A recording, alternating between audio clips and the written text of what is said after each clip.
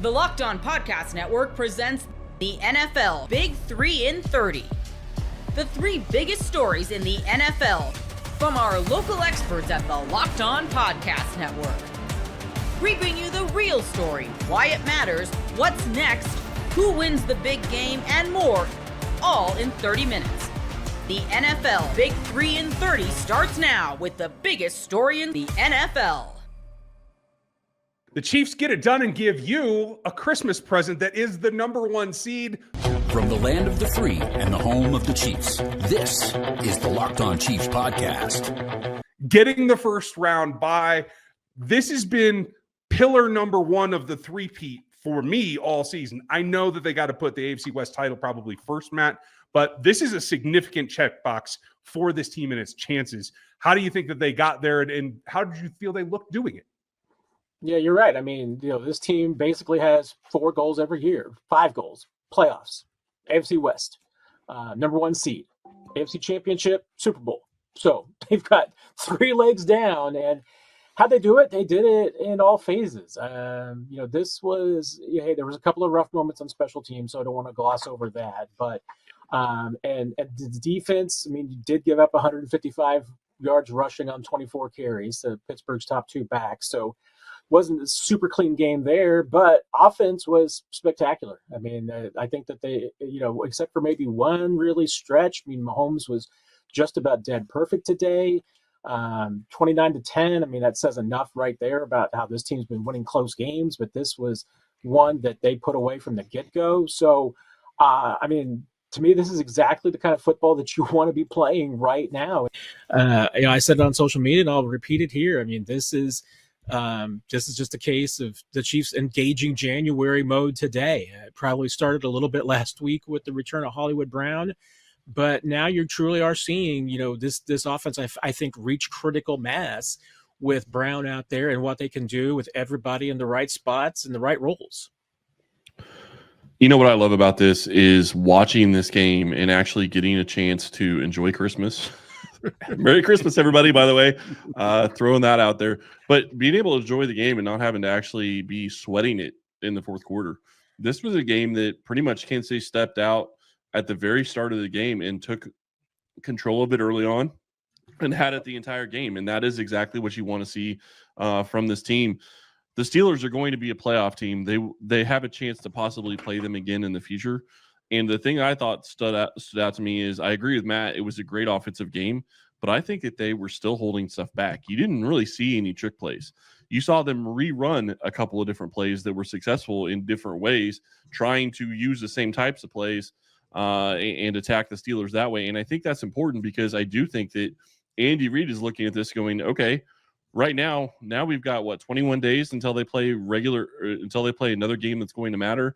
Hollywood Brown isn't going to get any more snaps, I wouldn't imagine, until the playoff game. So he's as good as he is going to have to be going into the playoffs, which I'm sure you would have wanted to get him a little bit more, but it is what it is.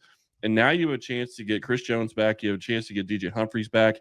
You have all these guys that are going to get all this time off to recoup their body. Don't get me wrong. You have another game left against the Denver Broncos, and you're going to have some, some of your subs get in there. And I'll be curious to see how they play that one.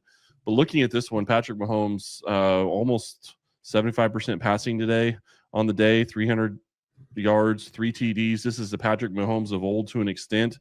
And what I loved about it is you continue to get Xavier Worthy involved in the offense in different ways where it's not just him being the deep ball guy. With Hollywood Brown back there, able to change what they're doing with Xavier Worthy, and I like that. And Matt, I'm guessing at this point we don't have any updates on any injuries, which I think the only one that I really thought I saw was Pacheco. Is that correct? There was a couple. Mike Pennell left with an injury as well. So there's a couple of guys that at least keep an eye on. But I mean, the Chiefs are going to have 18 or 19 days off between now and that potential divisional round game for some players. I mean, I doubt that Mahomes plays against Denver. That would give him plenty of time to rest that ankle. Chris Jones, Travis Kelce, probably a few more guys that won't play, anybody that's banged up. And, it's not just your potentially 7 inactives that you can have. Obviously, Chiefs, you see the way they've played week 18 games before, there's a few more guys. So you might end up with 10 to 12 players who simply don't play against Denver. And there's 12 starters that might end up, getting almost 3 full weeks off, or three full weeks plus a few days off. It's going to be, that's a huge advantage. I mean, that's something that, was the back end of this 3-day games and 11-day extravaganza that the Chiefs had going for them. And I guess Chiefs fans too, Chris, because, I guess nobody has heart palpitations or back pain today, grabbing your chest after this one. It does work out that way. 2 guys that I was a little worried about, like you said, Pennell goes out, did come back in. Spags did him no favors, because as he's limping around basically half speed on a hamstring, Spags has him drop into coverage, which I thought was, I think Spags owes him a Christmas ham or something for that one, but we'll see what 350-pound man going in coverage. Right? Probably not what you want to do. Just saying. Optimal, but kudos to Mike Pennell for gutting it out. CRW also left for a bit, did return to the ball game. So want to make sure, because I thought he played some good snaps as well. Want to make sure we shout those guys out. If we have more injury news, we will follow that up for you. Gametime has a new feature called Gametime Picks that makes getting tickets to your favorite live events even easier. Gametime Picks filters out the fluff to show you only incredible deals on great seats, so you don't have to waste time searching through thousands of tickets. Curation makes it easier to save more on sports, concerts, comedy, theater, and more near you. You can take the guesswork out of buying tickets with Gametime. Download the Gametime app, create an account, and use code LOCKEDON for $20 off your first purchase. Terms apply. Again, create an account and redeem code LOCKEDON for $20 off. Download Gametime today. What time is it? Gametime.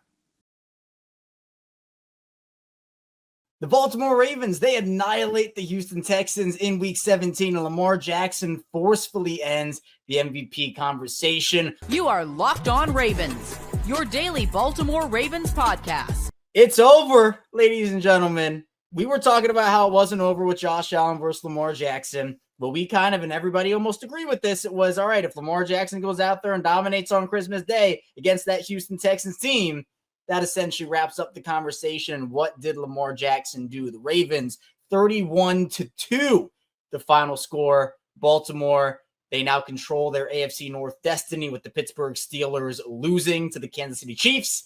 Man, it is a very Merry Christmas after all, and I hope everybody who is watching, listening, is having a Merry Christmas or had a Merry Christmas. Happy holidays, and man, what a gift. What a holiday gift the Ravens gave us on Wednesday. So the Ravens end their 3-game and 11-day stretch, and this to me was a dominant performance, a message. This was a message to the NFL, national television, Christmas Day.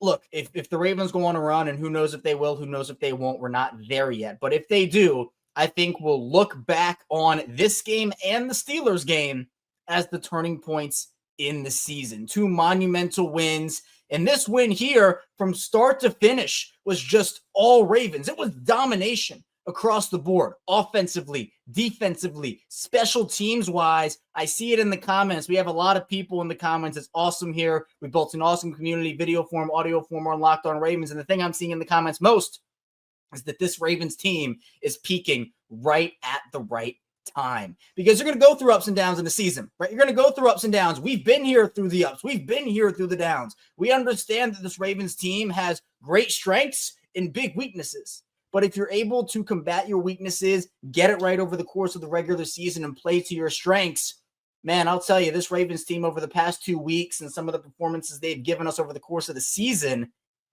I see it from Władysław right here. It's not about how you start. It's about how you finish. Baltimore has 1 more game to run the table after their bye week. And from there, it's the playoffs. It's a whole new season. Anything can happen. But we saw Lamar Jackson be Lamarvelous in this game. First of all, I'm going to give round of applause to Lamar Jackson. Breaks Michael Vick's all-time career rushing record for a quarterback. He did that in this game. Historic from Lamar Jackson. Lamar's one of one. He's an incredible player. He's unbelievable. And the fact that he goes out there and does what he does each and every week is just, it's unbelievable. You know, you feel like you've become numb to Lamar Jackson's greatness, because if you watch the Ravens every week, you see it so often, but he still just absolutely amazes me. He amazes me every week with what he can do, his dynamic ability, both with his arm and with his legs. And to me, I just can't believe that this guy has been able to evolve so much. Lamar had this potential, and I believe that he could get to this point. Like, I believe Lamar, the potential was always there for him, but we're witnessing this in year 7. Lamar Jackson, we're talking about a guy in his prime or just entering his prime that is doing this. In this game, he goes 10 of 15 for 168 passing yards, 2 touchdowns, also 4 for 87 and a touchdown there. So we got the Jackson 3 tonight, not the Jackson 5. But the thing with this national TV game, big spot, Christmas, Netflix, like the whole thing, the whole shebang.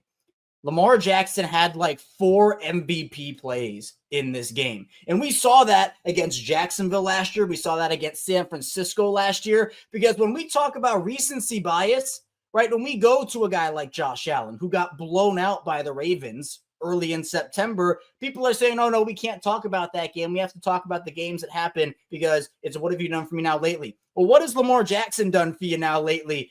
Over the course of these last couple of weeks, he's thrown a Jackson 5 against the New York Giants. He has defeated his division rival in the Pittsburgh Steelers that everybody said, oh, man, they have his number. He puts up a dominant performance, particularly in the fourth quarter there. And then you go to Houston on Christmas and you play a team that statistically, they have injuries. I'm not going to say they don't have injuries, but that defense still has talent. And Lamar dominates. Derrick Henry runs wild. To me, saying the MVP race is over with 4 weeks to go without having Lamar have that time. And again, you had those big games on the schedule. You had a game against Pittsburgh. You had a game against Houston. My whole thing was, look, if Lamar puts up stinkers in that game, if Lamar doesn't play well in those games, like, okay, but let's get to those 2 games first because those are going to be the biggest games of the season for the Ravens. And here we are, and Lamar had the throw to Mark Andrews where he's running around and scrambling around and doing his thing. He has the touchdown pass to Isaiah Likely where he makes an all-pro and Daniil Hunter look absolutely silly. He has a couple of other big runs. He has a big touchdown. I mean, it's those big plays. And so to me, when you talk about that was the narrative coming into this game, right? For a lot of people, RG3 said it, a lot of other people said it. If Lamar has a big game against Houston on Christmas, he is going to be the one that wins the award. Now, of course, there are bigger things than the MVP, right? I'm sure Lamar would trade all 2 or hypothetically 3 of his MVPs to host a Super Bowl trophy. The MVP is not the most important thing we're talking about here. Of course not. The Super Bowl, the Lombardi trophy, that's more important. But if a guy deserves the award, give him the award. And I was blown away by how Lamar just made it look so easy again. He makes it look so easy most days. And for a player that has so much dynamic ability and is so fun to watch and is so exciting to watch, this is a guy that, look, sometimes people just want to be wrong about Lamar. And what I mean by that is sometimes people are so stuck up in maybe the way they thought his evaluation was draft-wise coming out or what their perception of him was in his first couple NFL seasons. But you can't even say couple because 2019 he won the MVP doing dominant things. Like, this is a player that has earned so many people's respect across the league over the course of his career, but there is still that I guess group of people that doesn't want to accept that. Now, I agree with this one here, this comment here. MVP3, done deal. I don't think it'll be unanimous either because, look, Josh Allen is having a fantastic year. Josh Allen is a heck of a player. Josh Allen, if Lamar wasn't having the year he was having, by far and away would be the MVP. But you look at the stats, you look at all this other stuff that goes into it, and I feel like, if Josh Allen gets votes, yeah, he's definitely going to get votes, and he deserves to get votes. But I think that if we're sticking with what the narrative was coming into this game, which I am absolutely going to do, it was if Lamar dominates Houston, the Ravens dominate Houston, he wraps up that conversation. That's exactly what happened. He had MVP moments. He had them on national TV. The NFL, they flexed Josh Allen into that 425 spot against the Patriots. Maybe it was to say, hey, maybe Josh can have this big game against the Patriots. He can help his case. Josh put up a stinker against the Patriots. The Bills won, but that's what happened. The Ravens have clawed back into this. And when you talk about 2 seed versus 3 seed, Ravens have the head-to-head, all of that. I'm not counting 2 losses there and saying, oh, that's going to be the difference, right? That's going to be the difference. So I was super impressed with Lamar in this game. I'm blown away every single week, honestly. He always has one of those plays, right? He always has one of those plays. And this is a big one too. Maximilian with the comment here. Ravens have beaten every AFC playoff team except Kansas City. It's all about that potential rematch. And we'll talk about some playoff scenarios in the final part of the show, because last week, or just a couple of days ago, honestly, on the post-game show we did for Pittsburgh, I had it all laid out for Baltimore in the first round. I think I have Baltimore's path in general to the Super Bowl. So we're going to talk about that, but I can't stop gushing about Lamar here because he deserves it here. And Derrick Henry went off 27 carries for 147 yards and a score. The Texans couldn't stop him. There was the threat of Lamar with his legs as well. Derrick Henry and Lamar Jackson feed off of each other, right? There's this whole thing about, let's pit Derrick Henry against Lamar Jackson. Let's pit Lamar Jackson against Derrick Henry. Let's say that, Lamar is only good or is only having the year he's having because of Derrick Henry. That's not it. Both guys benefit from each other. Lamar benefits from Derrick Henry, and Derrick Henry benefits from Lamar. That's exactly what it is. So in my opinion, this is your MV3. There were like 4 plays in this game where you could say, all right, there it is, right there. Josh Allen has had those moments too. He had that run against the Chiefs. He had a couple of big plays here a couple of weeks ago. But again, this is what have you done for me now lately, league. And I think that Lamar Jackson is your MV3, especially now with just 1 week to go here for the Ravens, 2 obviously for the Bills. If Josh wins it, he's had a great season. But in my opinion, I just don't know how you don't hand this award to Lamar Jackson based off of everything that we have seen from him this year and the consistent play overall. Every game hasn't been a great game from Lamar. I'm not sitting here telling you that it is. But guys have their struggles. And if we want to compare, for example, Lamar Jackson versus Josh Allen in their Texans matchups, because this is a game that people forget about as well. Lamar, his final stat line again, 10 of 15, 168 passing yards. You had the 2 touchdowns there. He also had the 87 rushing yards and the 1 touchdown on the ground. Josh Allen against this same Texans defense, albeit I guess their Texans defense had a few more injuries, but regardless, they still had studs. Will Anderson was playing for the Texans in this game. Hunter was. Derek Stingley. Josh Allen, 9 for 30, 131 passing yards, 54 rushing yards, 1 touchdown. And that was a 3-point loss. Baltimore comes out of this game with a 29-point win. So, look, I know there have been a bunch of narratives pushed.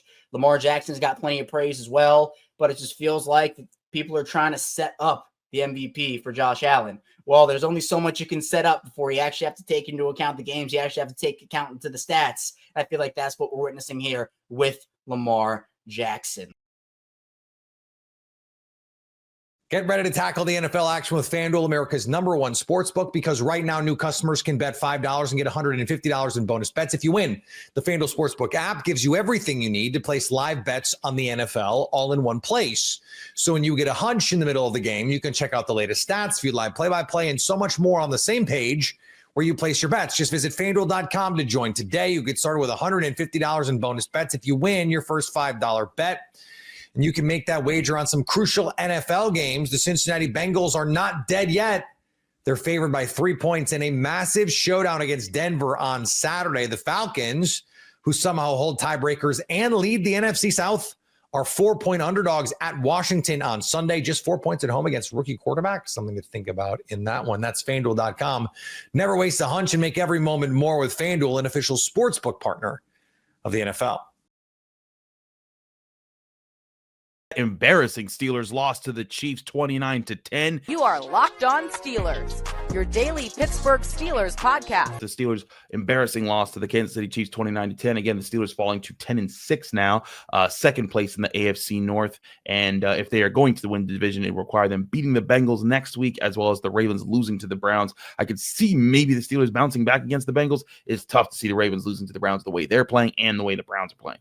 But let's talk about the offense a little bit here, because I spent a lot of time on the defense, and I'm going to get back to both here, because at the end of the day, this does come down to the approach to this game. I think there were some good ideas. I think there were some things that were out there, but all in all, this team folded again late, and it felt very similar, right, to the last loss the Steelers had to the Chiefs, to the Ravens last week, right? That this was a game that, okay, clearly the other team has a little bit of an edge, but hey, maybe the Steelers can fight back into it. They're only down, they're only down by a score going into the half. They're only down by a score, or going into the fourth quarter. It was the same thing last week where they were tied at one point, 17-17. Then in the third quarter, they went down 7 points. Then they're in the fourth quarter with the ball and down by a single score. And then all of a sudden, just big mistake after big mistake after big mistake, and the other team wins by double digits. The Ravens doubled them up 17 points last week. The Chiefs win by 19 this week, and it was a similar thing. Steelers were only down 6 going into the fourth quarter, and they give up 2 touchdowns and don't have any answers. And listen, as much as the defense deserves blame in this game, the offense deserves blame too. You can't go into games and you only score 10 points and win in today's NFL. And frankly, if they had scored 17, it still wouldn't have been enough. But they needed to at least possess the ball more. Now, they ultimately won time of possession barely in this game, 31 minutes and 22 seconds to 28 minutes and 38 seconds. But when you're playing a team like the Chiefs, you need to win it considerably. Like the first time they beat the Ravens, they outpossessed them by almost an entire quarter. In the last game, the Ravens outpossessed them, and that's what you cannot have when you're a team like the Steelers. You need to win with possession football. You need to be able to bring things together, and I think that's the thing the Steelers haven't done, especially on offense. And what's crazy is, again, both the running backs averaged over 4 yards per carry. In fact, over 5 yards per carry. Najee Harris, 5.7 yards per carry. Jalen Warren, 6.5.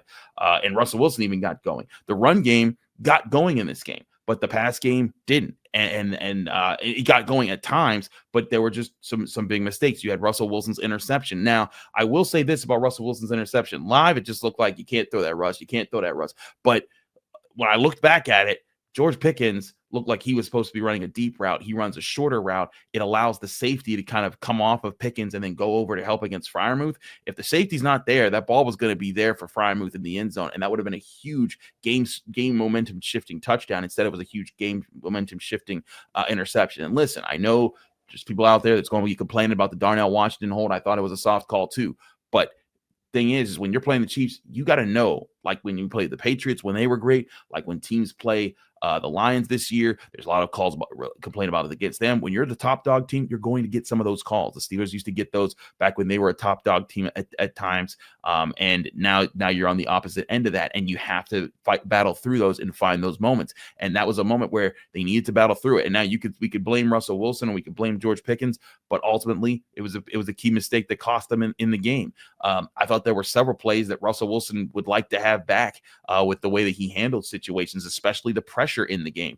because when I was looking at the game and how the Chiefs were getting after him, and granted, the offensive line, and they did bear a lot of responsibility in this game. If you remember, I picked the Steelers to lose, and I thought a big part of the reason was going to be their offensive line was not going to be ready for this pass rush, even without Chris Jones. And that was the case. They gave up 5 sacks, 2 to Dana, 1 to Anaduki Uzoma, 1 to Karlaftis, 1 to Wharton.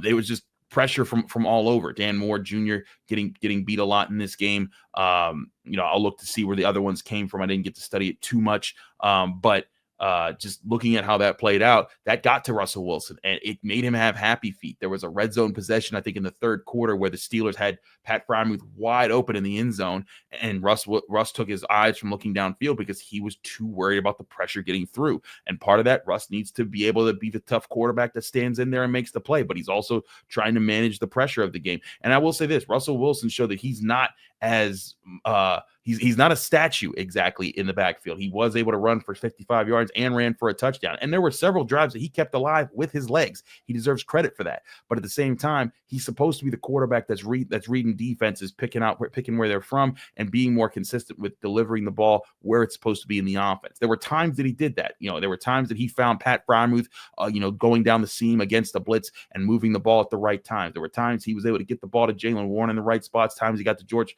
Pickens in the right spots, and Calvin Austin, but it wasn't enough. And when you're Russell Wilson and you're brought in to be this team, you need to be the guy that balances things as the quarterback.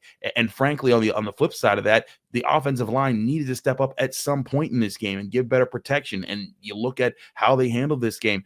This offensive line It's very young. It needs to grow, but you were hoping that it would grow more than it has at this point. This is a defensive front with the Chiefs that's missing Chris Jones. Now, again, I pointed out before this game, the Chiefs still have a lot of good players up front, and they were going to be a problem whether Chris Jones played or not, and it turned out they were. But this was your chance as an offensive line to step up and be a better player or be a better unit, and you weren't in this game. And so now you look at Pat Meyer, you look at the offense, you look at the offense, and there were certain play calls I disagreed with. The running, the handoff on 3rd and short to Cordero Patterson when you were moving the ball with everybody else. Jalen Warren was doing well. Najee Harris was able to get yards. Russell Wilson was even, completing the ball here and there.